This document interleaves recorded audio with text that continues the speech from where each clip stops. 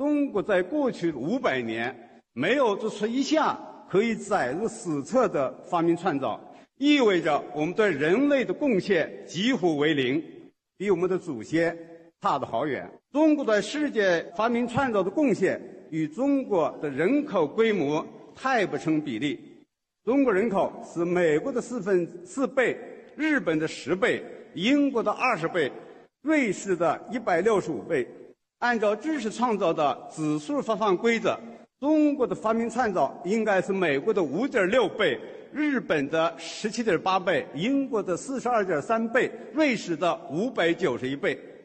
但实际情况是，近500年里，中国在发明创造方面在世界的贡献几乎为零。不要是与美国、英国相比，我们甚至连瑞士的一个零头也达不到。瑞士人发明了手牵手、电子助听器、安全带、整形技术、液压显示器等等。中国人民银行印刷人民币的防伪油墨就是瑞士人的技术。中国生产的面粉有60%到70%是由瑞士布勒公司的机器加工的。问题出在哪里？难道是中国人基因有问题吗？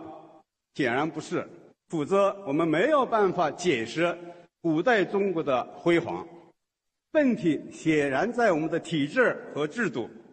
创造力依赖于自由，思想的自由和行动的自由。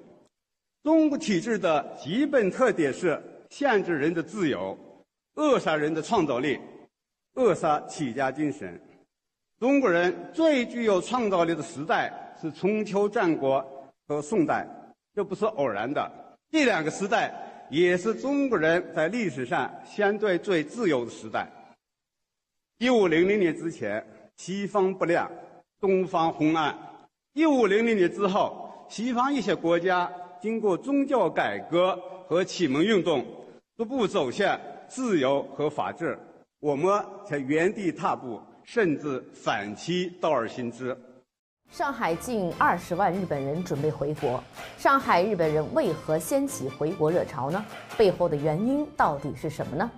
这些定居在上海多年的日本人啊，到底是什么原因让他们说走就走呢？简单的来说啊，是因为他们又修建日本风情街，又创办了日本学校，甚至呢还把日本的老人接到我国养老。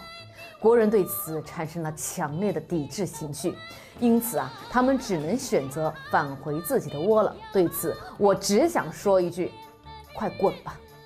为什么总是咱们移民到国外，很少有老外移民到中国呢？因为我们不给他机会啊！咱们国家根本就没有出台相关的移民政策。你看外国移民，他要么就是要有钱的人，要么就是要有技术的人，要么就是干脆要劳动力，因为他缺人、缺技术、缺劳动力。那请问我们中国14亿人口，我们缺人吗？那我们缺劳动力吗？还是我们缺知识分子？我们什么都不缺。中国现在世界经济体量已经是全球排名第2了。我们如果开放国门呢，大家都会如洪水一般的话涌入到我们国内。我们国家很多人有去移民，并不是冲着这个国家有多么好，他只是简单单纯的为了出行方便拿一个身份。现在能有合法合规的拿身份的方式，高净的人群谁会去放过？